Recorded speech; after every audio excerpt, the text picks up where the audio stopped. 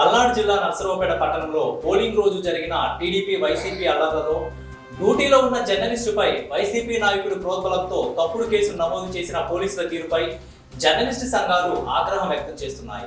Senior journalist staff రిపోర్టర్గా ఉన్న పగడాల రమేష్ పై FIR నమోదు చేసిన సిఐపై జర్నలిస్టు సంఘాలు మండిపడుతున్నాయి.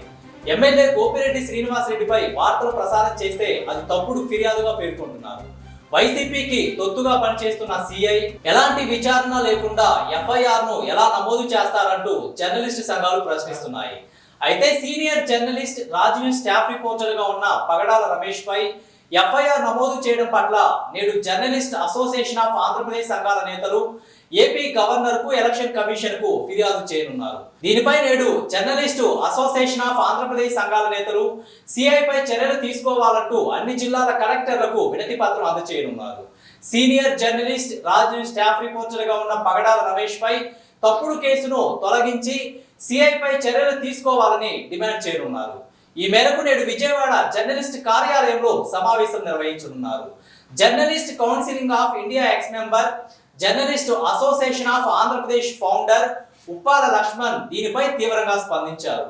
Senior journalist Raju staff reporter పై తప్పుడు కేసును తొలగించకపోతే తీవ్ర పరిణామాలుంటాయని ఉప్పాల లక్ష్మణ్ హెచ్చరించారు.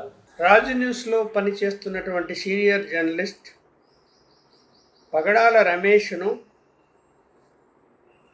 పోలీసులు వేధిస్తున్నట్టు సమాచారం వచ్చింది. ఎన్నికల అనంతరం జరిగిన ఘర్షణల కవరేజీకి వెళ్ళినటువంటి పగడాల రమేష్ పై వైఎస్ఆర్సీపీ నాయకులు ఫిర్యాదు చేయటంతో అతనిపై కేసు నమోదు చేశారనే సమాచారం ఉంది.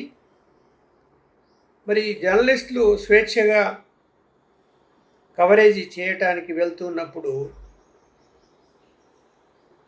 ఏ కారణాల చేతైనా కూడా తప్పుడు సమాచారం లేదా తప్పుడు ఫిర్యాదులు రాజకీయ పార్టీలు ఇచ్చినప్పుడు దాన్ని విచారించకుండా కేసు నమోదు చేయటం జర్నలిస్టులపై సరైన పద్ధతి కాదు. ఈ అంశంపై రాష్ట్ర డీజీపీకి, గవర్నర్కు, అలాగే ప్రెస్ కౌన్సిల్ ఆఫ్ ఇండియాకు కూడా జర్నలిస్ట్ అసోసియేషన్ ఆఫ్ ఆంధ్రప్రదేశ్ తరఫున ఫిర్యాదు చేస్తున్నాము.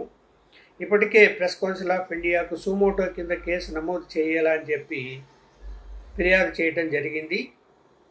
ఇలాంటి చర్యలను మా యూనియన్ తీవ్రంగా ఖండిస్తూ ఉన్నది.